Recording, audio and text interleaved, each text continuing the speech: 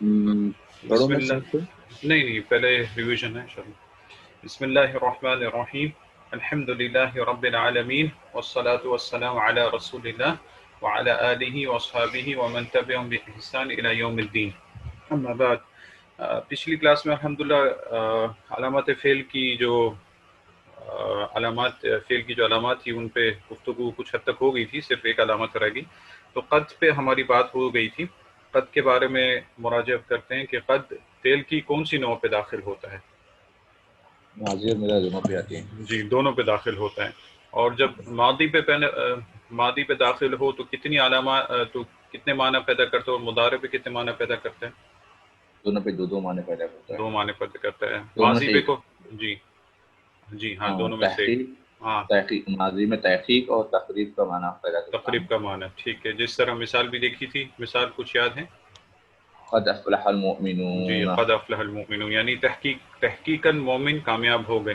اور جیسے میں نے بتایا تھا، ہمارے شیخ اس کا جو ہے نا ٹرانسلیشن اس طرح کیا کرتے ہیں کہ مومن کامیاب ہو گئے، ہو رہے ہیں اور ہوتے رہیں گے.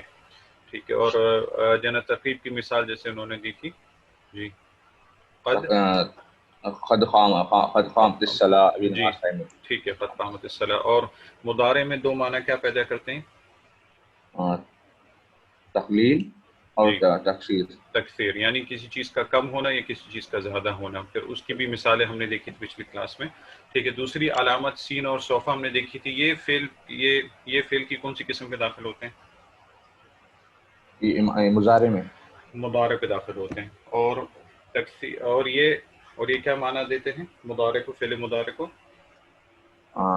تنفیس. تنفیذ کا معنی، یعنی تنفیذ سے مراد فیوچر ہاں استقبال. ہاں ٹھیک ہے، فیوچر بھی استقبال. آپ بول سکتے ہیں، لیکن بہتر ہے کہ جو عربی کے استعمال جو ہیں لفظ ہیں، الفاظ ہیں، اسی کو استعمال کریں تاکہ وہ عادت بھی ہو جائے، زبان ان کے پر ان کو عادت بھی پڑ جائے. یعنی استقبال کا معنی دیتے ہیں، جس کو مستقبل کہہ لیں یا فیوچر جو انگلش میں. ٹھیک ہے. اور کس میں زیادہ استقبال کا معنی ہے، سین میں یا صوفہ میں؟ سین میں نہیں، زیادہ استقبال کس میں ہے؟ صوفہ. ہاں، صوفہ میں زیادہ استقبال ہے. یعنی سین کا لفظ ہوگا تو مطلب ابھی کچھ دیر میں یہ ہونے والا ہے، عنقریب ہونے والا ہے. اور اگر صوفہ ہوگا تو صوفہ سے مراد یعنی اور اس میں دیر ہے، یعنی مستقبل بھی ہونے والا ہے، لیکن جو ہے نا تھوڑا بعد میں. جس طرح مثالیں دیکھی تھی، سیقول السفہاء، یعنی عنقریب بیوقوف لوگ بولنے والے ہیں. اور صوفہ کی مثال دیکھی تھی، وَلَسَوْفَ يُعْطِيكَ رَبُّكَ، آپ کا رب آپ کو دے گا. یعنی ابھی یہ جو مشکل وقت ہے اس کے بعد دے گا، یا پھر آخرت میں دے گا، اتنا دے گا کہ آپ راضی ہو جائیں گے. ٹھیک ہے. اس کے بعد ہم آخری علامت، چوتھی علامت جو اس کتاب میں ذکر کی گئی، تاء تانیث الساکنہ پہ آئیں، اور اسی پہ ہماری گفتگو چل رہی. تو یہیں سے دوبارہ پڑھ لیں، عدنان ادھر سے پڑھیں. وأما التاء التأنيث الساكنة جی، فتدخل على فتدخلوا الفعل فتدخلوا فتدخل جی، فتدخل یہ على فعل. جتنے بھی افعال ہیں ان کی عادت آپ کو ڈالنی پڑے گی، وہ خود بخود پھر آپ کی جو زبان پائیں گے. دخل یدخل، تو تدخل. جی فتدخل على الفعل الماضي جی، دون غيره. دون غیری. والغرض ٹھیک. والغرض والغرض منها منها والغرض منها الدلالة على أن الاسم الذي اسندہ، اسندہ. أسند هذا الفعل إليه مؤنث، جی ٹھیک ہے. سواء أكان فاعلا. جی نحو قالت عائشة أم المؤمنين.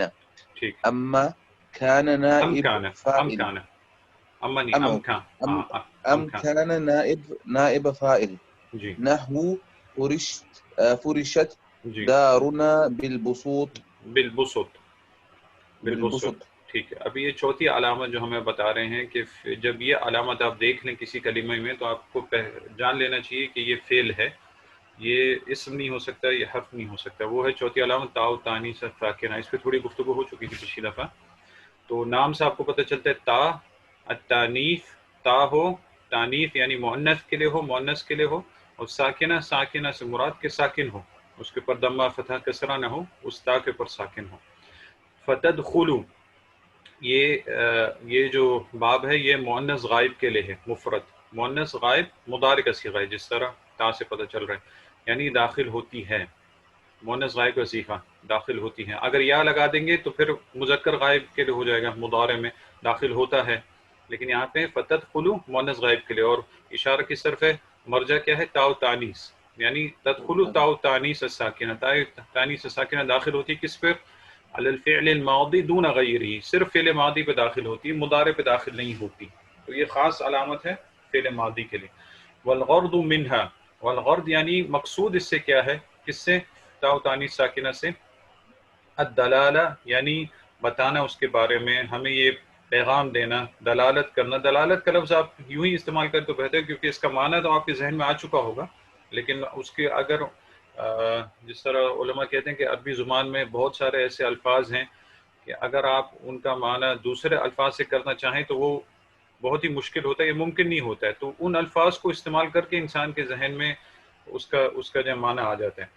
جیسے مثال کے طور پر شیخ عثیمین رحمہ اللہ مثال دیتے ہیں کہ حب کا معنی اگر کیا جائے، حب یعنی محبت، تو آپ اس کا کیا معنی کریں گے؟ بولتے ہیں حب لفظ ہی بول کے انسان کو سمجھ میں آ جاتا ہے کہ اس کا معنی کیا ہے. حالانکہ وہ چاہے تو بہت ساری چیزیں بول سکتا ہے کہ آدمی کا کسی کی طرف مائل ہونا یا اس کو دیکھ کے خوشی ہونا، بولتے ہیں لیکن یہ چیزیں اس کے معنی کو پورا نہیں کریں گی، تو وہ لفظ اسی طرح استعمال کرنا بہتر ہے.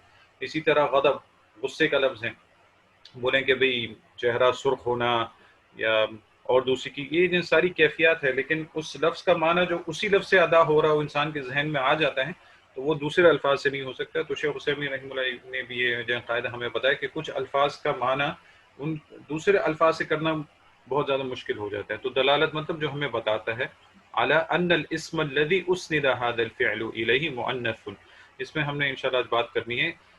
تاء تانیث ہمیں کیا بتاتی ہے کہ ان الاسم الذي اسند هذا الفعل الیہ، کہ جس فعل کے اوپر تاء تانیث آیا ہے، کہ جس فعل کے اوپر تاء تانیث آیا ہے وہ جس اسم کے ساتھ جڑا ہوا ہے وہ اسم مؤنث ہے. یہ کیسے ہے، یہ انشاءاللہ آگے ہم دیکھیں مثال میں. سواء اکان فاعلا، بھلے ہی وہ اسم چاہے فاعل ہو، جیسے یہاں کی مثال میں نحو قالت عائشۃ ام المؤمنین، جیسے اس مثال میں جو اسم جو فعل کے ساتھ جس کی نسبت ہے وہ مؤنث ہے اور وہ فاعل ہے، جیسے یہاں پہ عائشہ. دیکھیں یہاں پہ اسم جس کے اوپر تاء تانیث داخل ہوا ہے وہ کیا ہے، قالت، اور جو اسم کی نسبت جس اسم کو اس کے ساتھ جوڑا گیا ہے وہ ہے مؤنث ہے، اور یہ فاعل یہاں پہ واقع ہو رہا ہے، فاعل. اور دوسری چیز کیا ہے، ام کان نائب فاعل، یا تو پھر وہ فعل جس کے ساتھ تاء تانیث ساکنہ کو جوڑا گیا ہے اور اس کی نسبت کسی اسم کے ساتھ ہے، وہ اسم نائب فاعل بھی ہو سکتا ہے. جیسے فرش الدارون بالبسط، لیکن یہاں پہ تاء تانیث ساکنہ یہ فعل ماضی، لیکن یہ جو ہم نے پڑھا یہ اس طرح نہیں ہے. انشاءاللہ آج اگر وقت رہا تو اس کو بھی دیکھیں گے کہ یہ کس طرح بنایا جاتا ہے. تو یہاں پہ جو دارونا آیا ہے یہ اسم ہے، اور اس کی نسبت فرشت کی طرف کی گئی ہے، فعل کی طرف، لیکن یہ نائب فاعل ہے، یہ فاعل نہیں ہے. اچھا ابھی فاعل کیا ہوتا ہے اور نائب فاعل کیا ہوتا ہے، یہ عام طور پہ ہو سکتا ہے آپ لوگوں کو بھی اس کا تھوڑا سا اندازہ ہو، لیکن عام طور پہ جب ہم جملہ بناتے ہیں تو جملے میں کیا ہوتا ہے کہ کسی نے کوئی کام کیا ہو، یہ جملہ ہوتا ہے، یا تو کسی شخص نے کسی پر کچھ کام کیا ہو. تو جملے میں تین چیزیں آ گئی، کیا آ گیا، ایک کام جو کیا گیا ہے، ایک وہ شخص جس نے اس کام کو کیا ہے، اور تیسرا وہ شخص جس کے اوپر یہ کام ہوا ہے. تو اگر جو شخص جس کے اوپر کام نے کیا گیا اگر اس کو ہم ہٹا بھی دیں تب بھی جملہ مکمل ہوتا ہے، یعنی کسی نے کوئی کام کیا اور وہ کام کسی پہ ہوا. مثال کے طور پر ہم اگر اردو میں کہتے ہیں کہ زید نے کہا، تو اس جملے میں دو چیزیں ہیں، کیا ہے، ایک تو زید ہے جو کہ جس نے وہ کام کیا ہے، اور دوسرا وہ کام ہے جو اس نے کیا ہے، یعنی کہنا. اسی طرح ہم کہیں کہ زید نے کھایا، تو اس میں بھی دو رکن ہے، ایک یہ ہے کہ جس نے وہ کام کیا وہ زید ہے اور کھانا اس کا کام ہے.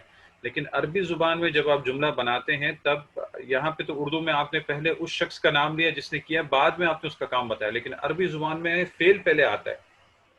عربی زبان میں عام طور پر جب آپ جملہ بناتے ہیں تو فعل پہلے آتا ہے.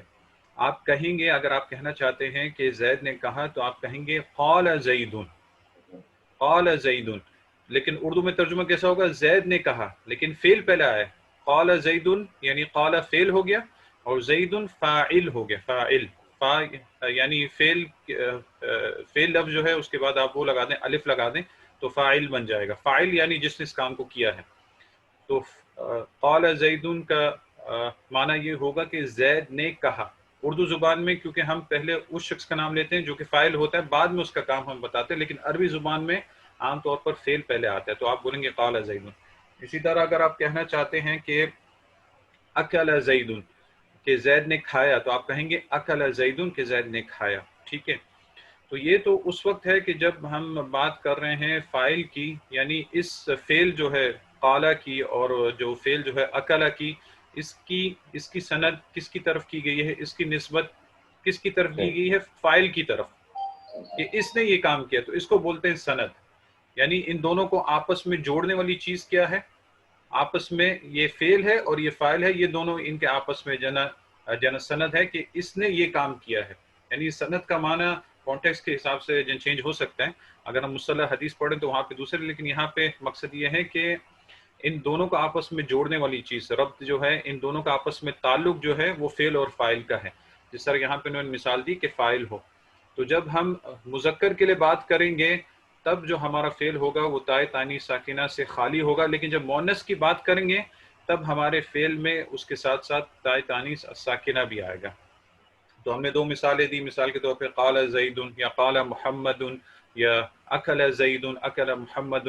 اور عربی زبان میں جو فاعل ہوتا ہے، یہ قاعدہ انشاءاللہ آگے بھی آئے گا لیکن اس سے ہم یہاں پہ بھی دیکھ لیں، عربی زبان میں جو فاعل ہوتا ہے یعنی جس نے وہ فعل کیا ہے وہ ہمیشہ مرفوع ہوتا ہے. مرفوع یعنی اس کے پر ضمہ آنا چاہیے آخر میں. آپ یہاں پہ دیکھیں، یہاں پہ قالت عائشتو آیا ہے، عائشتانی آیا، عائشتی نہیں آ سکتا ہے، یہ غلط ہو جائے گا. عرب نے فاعل کو ہمیشہ ضمہ دیا ہے، یعنی مرفوع، ہمیشہ مرفوع آئے گا فاعل. ٹھیک ہے. تو عام جملہ آپ چاہیں تو ایسے بنا لیں، اکل زید، ذهب زید، زید گیا، اور ضرب زید، زید نے مارا، مثال کے طور پر یہ سارے جملے. لیکن جب آپ قتل داؤد جالوت. جی ہاں، قتل داؤد یعنی داؤد نے مارا. ٹھیک ہے. تو اس میں فعل ہو گیا، فاعل ہو گیا، جالوت یہ اس کا وہ ہو گیا، مفعول ہو گیا. تو لیکن اگر آپ نے ابھی فعل جو اگر آپ نے بات کر دی ہے کسی مؤنث کے بارے میں، اردو زبان میں تو ہم یہ کہتے ہیں کہ زید نے کھایا اور یہ کہتے ہیں عائشہ نے کھایا، اس میں کوئی فرق نہیں ہوتا ہے، نام سے پتہ چلتا ہے کہ بھئی اس نے کھایا. لیکن عربی زبان میں فعل میں بھی فرق ہو جاتا ہے. عربی زبان میں اگر آپ نے مؤنث کے بارے میں خبر دینی ہے کسی فعل کے ذریعے تو اس فعل کے ساتھ تائے تانیث ساکنہ بھی آپ کو جوڑنا پڑے گا. یعنی اکل زیدن اگر آپ نے بولا، اگر آپ نے عائشہ کے بارے میں خبر دینی ہے تو آپ کہیں گے اکلت عائشۃ، اکلت عائشۃ یعنی عائشہ نے کھایا، جب مؤنث کے بارے میں بات کر رہے ہیں. اسی طرح قالت عائشۃ یا قالت زینب یا قالت فاطمہ، ذهبت زینب، دخلت زینب. تو جب آپ مؤنث کے بارے میں بات کریں گے تو آپ کو تا بھی ساتھ میں لگانا پڑے گا. لیکن اردو زبان میں یہ چیز نہیں ہے، دوسری زبانوں میں بھی اس طرح نہیں ہے، لیکن سبحان اللہ عربی میں یہ جو فرق ہے اور اس کا بہت فائدہ ہے، جس طرح انشاءاللہ آگے سیکھیں گے تو پتہ بھی چلے گا. تو اگر مذکر کے بارے میں بات کریں گے تو تا سے خالی ہوگا، اگر مؤنث کے بارے میں بات کریں گے، مفرد کی یہاں پہ صرف بات ہو رہی ہے، ایک ہی صیغے کی مفرد کی، تو اس کے ساتھ تائے تانیث ساکنہ اس کے ساتھ جوڑنا پڑے گا. اور جس طرح میں نے بتایا کہ جو فاعل ہوتا ہے وہ ہمیشہ مرفوع آئے گا. مرفوع کا لفظ یہ یاد رکھیں، مرفوع کا مطلب یہ ہے کہ وہ ضمہ کی حالت میں ہوگا، ضمہ کی حالت میں ہوگا، یعنی اس کے اوپر ضمہ آنا چاہیے. ابھی ضمہ آئے گا یا پھر کچھ ایسی چیزیں ہوتی جو کہ ضمہ کے بدل میں آتی ہوں، ہم انشاءاللہ آگے دیکھیں گے. لیکن یہ لفظ یاد رکھیں کہ وہ فاعل ہمیشہ مرفوع ہوگا. ٹھیک ہے. یہاں تک تو یہ ہو گیا جملہ. ابھی جملے میں کبھی کبھی مفعول کی بھی ضرورت ہوتی ہے. مفعول اس کو کہتے ہیں کہ جس کے پر وہ کام ہوا ہے. اگر ہم نے کہا ابھی قالت عائشہ، تو عائشہ نے کہا، تو اتنا جملہ کافی ہو گیا، یعنی عائشہ نے کہا اتنا ہو گیا کافی. لیکن کبھی کبھی فعل ایسا ہوتا ہے کہ ہمیں مفعول کی بھی اس میں ضرورت ہوتی ہے، بات اس میں مکمل نہیں ہوتی ہے. مثال کے طور پہ اگر ہم کہیں کہ ضرب زید کہ زید نے مارا، ابھی سامنے والا انتظار کر رہا ہے کہ بھئی کس کو مارا، تو یہاں پہ جملے میں مفعول کی بھی ضرورت ہے. تو مفعول ہم آگے لگائیں گے ضرب زید عمرا، زید نے مارا عمر کو، ضرب زید عمرا. تو یہ جو تیسری چیز آگے جملے میں جس کے اوپر کام ہوا ہے اسے کہتے ہیں مفعول.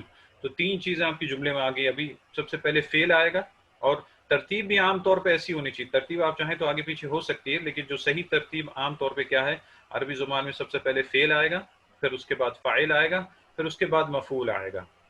ٹھیک ہے، فعل آئے گا، اس کے بعد فاعل، اس کے بعد مفعول. اور فاعل کے بارے میں آپ نے سیکھ لیا کہ فاعل ہمیشہ مرفوع ہوگا، اور مفعول جو ہے وہ ہمیشہ منصوب ہوگا. عربی زبان میں مفعول ہمیشہ منصوب ہوگا، یعنی جس چیز پر کام کیا گیا ہے یا پھر جس کے اوپر وہ فعل واقع ہوا ہے، اس چیز کے اوپر اس کو عرب نے ہمیشہ منصوب کیا ہے، یعنی اس کے اوپر فتحہ آنا چاہیے. واضح ہے؟ مفعول کے اوپر ہمیشہ کیا آنا چاہیے؟ فتحہ آنا چاہیے. ہاں، فتحہ آنا چاہیے.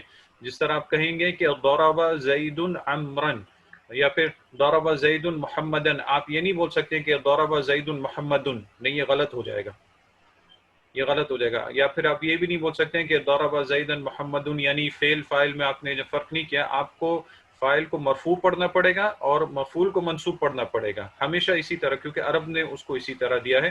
تو ضرب زید محمدن، محمدن آئے گا، محمدن نہیں آئے گا، محمدن نہیں آئے گا. اگر وہ مفعول واقع ہو رہا ہے جملے میں تو لازم اس کے اوپر منصوب آنا چاہیے. تو یہ پہلی چیز تو آپ لوگوں کو واضح ہو چکی ہوگی انشاءاللہ کہ فعل کی نسبت جس اسم کی طرف کی جا رہی ہے. انہوں نے اسم لکھا، فاعل کیوں نہیں لکھا یہاں پہ؟ کیونکہ فعل کی نسبت جس اسم کی طرف کی جا رہی ہے وہ یا تو فاعل بھی ہو سکتا ہے یا تو نائب فاعل بھی ہو سکتا ہے. فاعل ہم نے دیکھ لیا، جیسے یہاں پہ انہوں نے مثال دی کہ قالت، کیونکہ آگے جس اسم کے ساتھ ہم نسبت جوڑنے جا رہے ہیں وہ مؤنث ہے، اس لیے تائید تانون سے ساکنہ آ گیا. ٹھیک ہے، تو یہاں تک تو واضح ہو گیا. قالت عائشۃ ام المؤمنین. پھر کہہ رہے ہیں کہ یہ اسم جس کی نسبت فعل کے ساتھ ہے وہ نائب فاعل بھی ہو سکتا ہے. ابھی نائب فاعل کس کو کہتے ہیں؟ نائب فاعل یہ چیز ہے کہ مثال کے طور پر آپ نے جملہ کہا کہ ضرب زید محمدن، کہ زید نے محمد کو مارا. تو اس کے لیے آپ نے بولا ضرب فعل یعنی فعلہ کے وزن پہ، اور زید آپ کا آ گیا فاعل آ گیا، اور مفعول آپ نے محمد بتا دیا. لیکن کبھی کبھی ضرورت پڑتی ہے کہ ہم فاعل کو ذکر نہیں کریں، یہ بتا دیں کہ بھئی مارا گیا محمد کو. جیسے اردو زبان میں ہم بولتے ہیں مارا گیا محمد کو، لیکن ہم یہ نہیں بتاتے کہ فاعل کون ہے. تو اس صیغے کو بولتے ہیں کہ یہ مجہول کا صیغہ ہے، یا پھر یہ ما لم یسمى فاعلہ، کہ جس کا فاعل ہم نے نہیں بتایا، اور یہ ہمیں فعل سے ہی پتہ چلے گا. یعنی مثال کے طور پر ہم بولیں گے کہ محمد کو مارا گیا، محمد کو مارا گیا، تو اس میں دو چینجز ہوں گے، ایک چینج فعل میں ہوگا اور دوسرا چینج مفعول میں ہوگا. مفعول میں کیا ہوگا؟ جو مفعول ہم نے کہا تھا کہ مفعول کو ہمیشہ منصوب ہوتا ہے. جب مفعول کو ہم کیا بولتے ہیں، اس کے فاعل کو ہٹا دیں گے تو مفعول جو ہے وہ فاعل کی جگہ پہ آ جائے گا اور اس کا اعراب لے لے گا. فاعل کا اعراب کیا ہے؟ مرفوع رہے گا. ہاں، مرفوع رہے گا. تو جب مفعول جو ہے وہ فاعل کی جگہ آ جائے گا، اس کا اعراب لے لے گا، تو مفعول کو آپ کیا پڑھیں گے؟ مرفوع پڑھیں گے، مرفوع پڑھیں گے. ٹھیک ہے، لیکن وہ ہوگا مفعول ہی، لیکن وہ اس کی جگہ آ گیا ہے. لیکن ہمیں یہ معلوم ہے کہ یہ اس کا جو فاعل ہے وہ یہاں پہ ذکر نہیں کیا گیا، اور اس نے اس کی جگہ لے لی، اس لیے اس نے اس کا اعراب بھی لے لیا، لیکن ہے وہ مفعول ہی. اس لیے اس کو کیا نام دیا؟ نائب فاعل. یعنی فاعل نہیں ہے لیکن وہ فعل کا نائب ہے، اس کی جگہ آ کے اس کا اعراب لے لے. جی، ضرب زید ہوگا. جی جی، یعنی یہ تو نائب فاعل کا اعراب ہو گیا کہ نائب فاعل اس کی جگہ. اب فعل میں کیا تبدیلی ہوگی؟ فعل میں تبدیلی یہ ہوگی کہ جو آپ کا فعل ہے، چاہے فعل ماضی ہے چاہے فعل مضارع، اس میں دو قسم کی تبدیلیاں واقع ہوں گی. دو قسم کی تبدیلی. پہلا یہ کہ اگر آپ نے جو فعل معروف ہے، یعنی جس میں ہمیں پتہ تھا کہ یہ اس کا فاعل یہاں پہ مذکور ہے، ہم نے اسے ابھی مجہول میں لے کے جانا ہے، یا پھر ما لم یسمى فاعل. ما لم یسمى فاعل کا مطلب جس کے فاعل کا ذکر نہیں کیا گیا. تو اس میں دو قسم کی تبدیلی ہوں گی. پہلی تبدیلی کامن ہے، وہ یہ ہے کہ فعل کا جو پہلا حرف ہے یعنی فاء الکلمہ، اس کو آپ ضمہ دے دیں گے. یعنی فعل کا جو پہلا کلمہ ہے اس کو آپ ضمہ دے دیں گے. جیسے مثال کے طور پہ اکلا ہے، تو اکلا میں پہلا لفظ کیا ہے؟ الف ہے، حمزہ ہے، تو اس کو آپ آ کی جگہ او کر دیں گے. ٹھیک ہے. ضربہ ہے تو ضاد ہے، اس کو دو کر دیں گے مثال کے طور پر. اور جو آخر سے پہلا والا کلمہ ہے، آخر سے پہلا والا کلمہ یعنی عین الکلمہ ہوگا غالباً، یعنی غالباً عام طور پہ عین الکلمہ ہوگا، اس کو آپ کسرہ دے دیں گے ماضی میں. मादी में उसमें आप क्या दे देंगे, कसरा दे देंगे। कसरा लेकिन अगर मुदारे है तो आखिर से पहले वाले को आप फतहा दे देंगे। पता है। जी, यानी पहले वाला चेंज तो सेम है। पहले वाले में क्या करना है आपने, फेल के जो पहला कलिमा है उसको दम्मा दे देना है, और अगर मादी है तो आखिर से पहले वाले को कसरा देंगे। अगर अगर मुदारे है तो आखिर से पहले वाले को फतहा दे देंगे। और माना क्या बनेगा कि अगर आप बोलेंगे उकीला, उकीला बन गया मिसाल के तौर पर, तो खाया गया, उकीला खाया गया, उसमें फाइल मज़कूर नहीं है। दो रिबा मारा गया। हम इसकी यहाँ पे मिसालें देख लेते हैं। जैसे ये हम पढ़ चुके हैं कतबा, देखिए यहाँ पे लिखा भी मालूम। ये जितने भी सीगे हैं ये सारी सीगे मालूम के हैं, यानी इनमें जो फाइल है वो सामने मज़कूर होगा कि फला शख्स ने किया, कतबा ज़ैदुन या फिर कतबा अमरुन। अभी अगर हम मजहूल की सीगे में जाते हैं, जिस तरह मैंने यहाँ पे जनाब बताया कि पहला स्टेप क्या है, आपने पहले कलीमे को दम्मा दे देना है। जैसे यहाँ पे आप देखें काफ को इन्होंने दम्मा दे दिया, और यहाँ पे पहले मजहूल के सीगे में भी मुदारे की सीगे में पहले पहले पहले हर्फ को इन्होंने दम्मा दे दिया। तो ये स्टेप कॉमन है, जब भी आपने फेल मजहूल का सीगा बनाना है तो पहले हर्फ को आपने दम्मा दे देना है। और अगर आप मादी में बना रहे हैं तो आखिर से पहले वाले कलीमे को आपने कसरा दे देना है। मैं ये क्यों कह रहा हूँ कि आखिर से पहले वाले को, क्योंकि नुहात ने इसी तरह कहा है, क्योंकि अभी फिलहाल हमने फेले सुलासी ही सीखा है, तो इसमें 3 ही कलिमे हैं। मैं ये बोल सकता हूँ कि दूसरे वाले को दे देंगे आइन कलीमा को, लेकिन जब आप आगे जाएंगे और 4 हरफी वो जना सीखेंगे मादी या फिर उसमें जो होता है मजीद, तो उसमें ये जुमला ही ज़्यादा मोतबर है कि आखिर से पहले वाले कलीमे को आपने कसरा दे देनी है मादी में। तो आपका फेल क्या बन जाएगा, अगर फ़ाला के वजन पे है तो फ़ुइला आपका वजन बनेगा। क्या वजन बनेगा? फ़ुइला।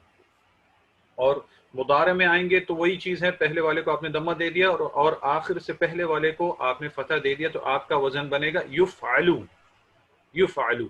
ठीक है, जब ये आपको मिल गए तो इससे 14 सीगे आप यहाँ पे भी निकाल सकते हैं, क्योंकि एक वजन आपको मिल गया और बाकी आपको पता है कि 2 का सीगा बनाने के लिए, तस्निया का सीगा बनाने के लिए अलिफ आपने उसके आखिर में अलिफ लगाना है, जमा के सीगे के लिए वाव बनाए, बाकी चीज़ें वैसी हैं। तो ये 14 सीगे आपको मिल जाएंगे। कुतिबा यानी किसी शख्स ने लिखा। अब यहाँ पे मज़कूर नहीं है कि यहाँ पे फाइल कौन है, यहाँ पे आपको पता है कि किसने लिखा कतबा में, लेकिन कुतिबा में किसी ने लिखा। और कुतिबा 2 लोगों ने लिखा, लेकिन कौन है हमें नहीं पता। कुतिबू बहुत 3 या 3 से ज्यादा लोगों ने लिखा। इसी तरह मुदारे का सीगा युक्तबू, किसी शख्स कोई शख्स लिख रहा है या लिखेगा। यक्तबू में आपको पता है कि फला शख्स लिख रहा है। ठीक है, ये वाज़े। बाकी चीज़ें ऐसी हैं, बस आपको ये आना चाहिए बनाने का तरीका क्या। मालूम में मतलब आपको फाइल मज़कूर होगा, लिखा हुआ होगा फाइल कौन है, और मजहूल में आपको नहीं पता होगा कि ये चीज़ किसने लिखी है। तो ये वाज़े इंशाल्लाह। जी ठीक है, तो फिर ये दूसरी मिसाल देख लेते हैं। अभी पहली मिसाल तो वाज़े होगी कि ये मालूम का सीगा था क़ालत के कहा, और इसका फाइल यहाँ पे मज़कूर है यानी आयशा। क़ालत आयशा उम्मुल मोमिनीन, हज़रत आयशा उम्मुल मोमिनीन रज़ियल्लाहु अन्हा ने फरमाया। ठीक है, तो यहाँ पे आपके पास फेल है और फाइल है आयशा, और फेल मुअन्नस के लिए है इसलिए उसमें ताई तामीर साकिन। अम काना नाइबा फाइल, या तो वो फेल जिसकी निस्बत जिस इस्म की तरफ की गई है वो फाइल नहीं होगा लेकिन नाइब फाइल होगा, जिस सर यहाँ पे हमने मिसाल दी। तो यहाँ पे आप देखें असल फेल आपके पास क्या था, फराशा, फराशा। ठीक है, फराशा यानी बिछाया। अगर आप बोलते हैं फराशा ज़ैदुन अल-बुसत, कि जैद ने बिछाया, बिछोना यानी कालीन वगैरह उससे बचाया, तो फराशा। लेकिन आपने जैद का नाम हटा दिया मिसाल के तौर पे बीच में से, और आपने ये बोलना था कि भाई बिछाया गया। किसने बिछाया हमें कोई परवाह नहीं, अभी उसका नाम हमने हटा दिया, हो सकता है कोई वजह हो या कोई और बात हो, या फिर हम जिक्र ना करना चाहें, लेकिन आमतौर पे बोलचाल में हम बोलते हैं कि भाई बिछाया गया, ये काम हो गया, जिसने भी किया। तो फाइल का जिक्र नहीं किया। तो फराशा से जब आपने मजहूल का सीगा बनाना था और ये माजी का सीगा था, तो आपने क्या किया, पहले हर्फ को आपने दम्मा दे दिया और आखिर से पहले वाले हर्फ को आपने कसरा दिया, तो क्या बन गया, फुरिशा, फुरिशा। लेकिन चूंकि आगे जो नाई फाइल आपका आ रहा है वो मुअन्नस है, यानी दार, दार यानी घर को बोलते हैं, घर मुअन्नस का है, तो फिर इसलिए आपने ताई तानीस लगा दिया। तो फुरिशत दारूना, बिछाया गया, यानी बिछाया गया हमारे घर में, दारूना हमारे घर में, बिलबुसुत यानी बिछोने के साथ, कालीन वगैरह जो भी है। तो ये चीज़ वाज़े हुई यहाँ पे। اس میں اشکال ہے؟ اصل اچھا یہاں یہ پہ سمجھ نہیں آیا اس کا جی سینٹینس کا مطلب سمجھ گئے ہیں. سینٹینس کا مطلب ہے کہ بچھایا گیا. اصل سینٹینس کیسا ہونا چاہیے تھا؟ فرشا زید فی دارنا بالبسط، یعنی اس میں فعل کیا تھا؟ فرشا. ٹھیک ہے، فعل فرشا، محمد فاعل ہو گیا تھا، دارنا مفعول ہو گیا. ٹھیک ہے، بالبسط جس چیز کو وہاں پہ بچھایا گیا. تو آپ نے کیا کیا؟ اس میں سے آپ نے فاعل کو ہٹا دیا.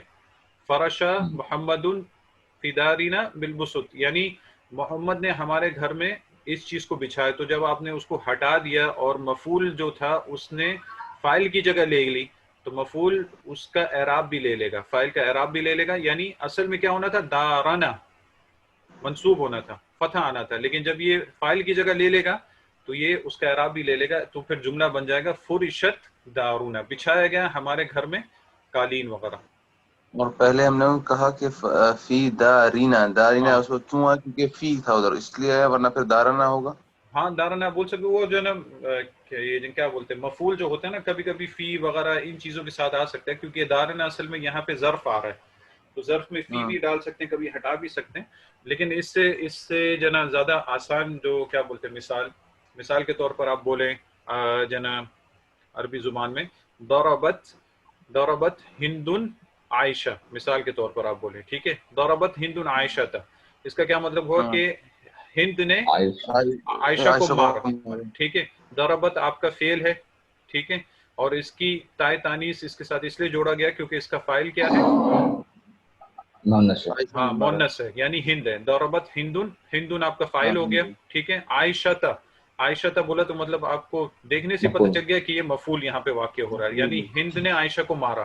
ابھی آپ فاعل کو بیچ میں سے ہٹا دیں، اور جب فاعل کو ہٹا دیں گے اور اپنے فعل کو آپ مجہول کے صیغے میں لے جائیں گے تو کیا بنے گا؟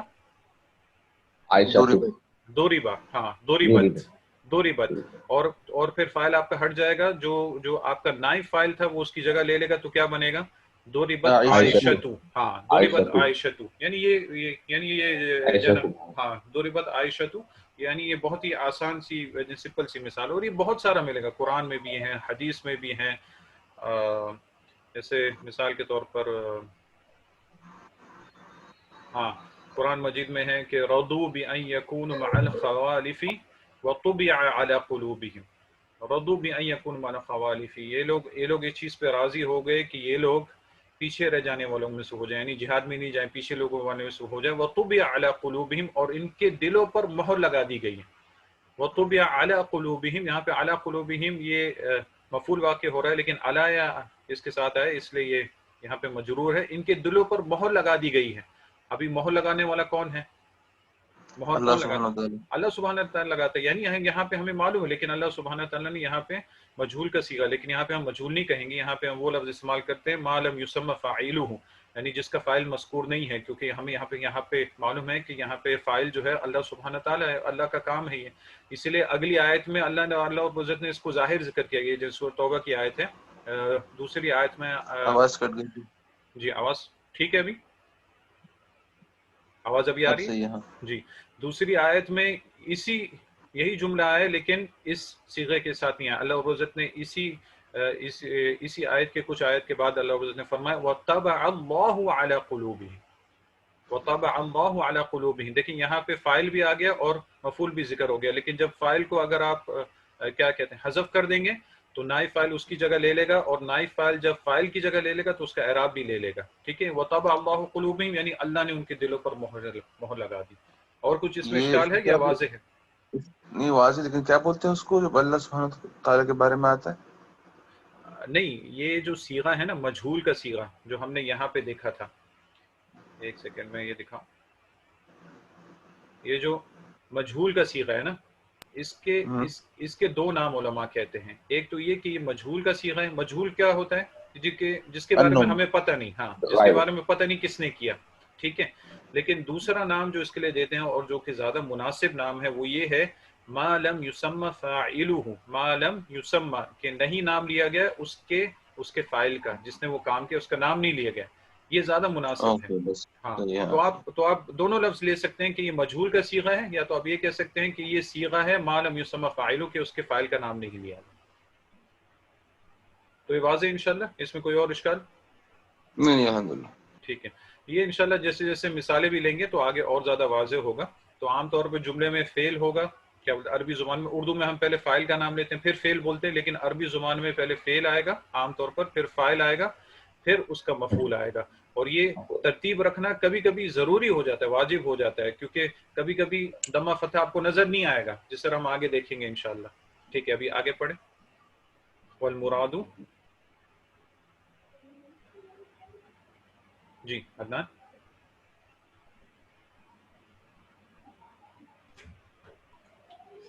میوٹ ایک تھا. ان کا ابھی ساری میوٹ ہے ہاں سے ہاں جی ٹھیک. ہاں والمراد انها ساكنة في اصل جی والضع وضعها. ودعها جی. فلا يضر فلا يضر. فلا يضر.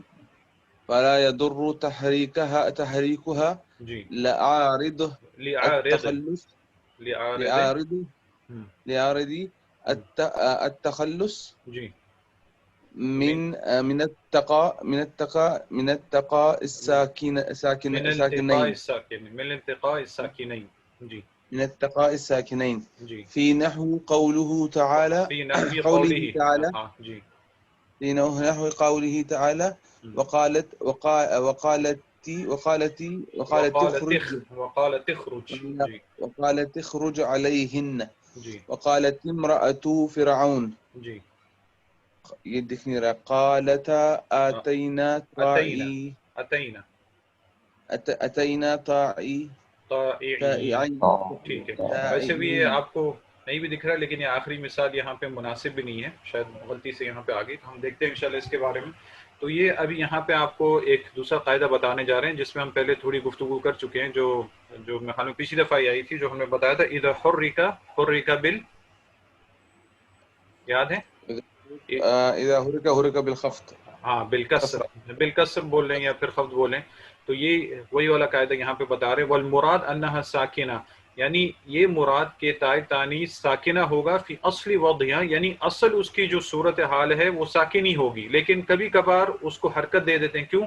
کیونکہ پڑھنے میں مشکل ہوتی ہے. کیسے مشکل ہوتی ہے؟ فلا یضر تحریکها، یعنی کبھی کبھی اس کو حرکت دینا یہ نقصان دہ نہیں ہوگا. یعنی ہمیں معلوم ہے کہ یہ ساکن ہی ہے، لیکن پڑھنے میں ہم اسے حرکت دے رہے ہیں تو یہ کوئی بھی نقصان نہیں دے گا. لعارض التخلص، کیونکہ ہم تخلص چاہتے ہیں، ہم چھٹکارا چاہتے ہیں کس چیز سے؟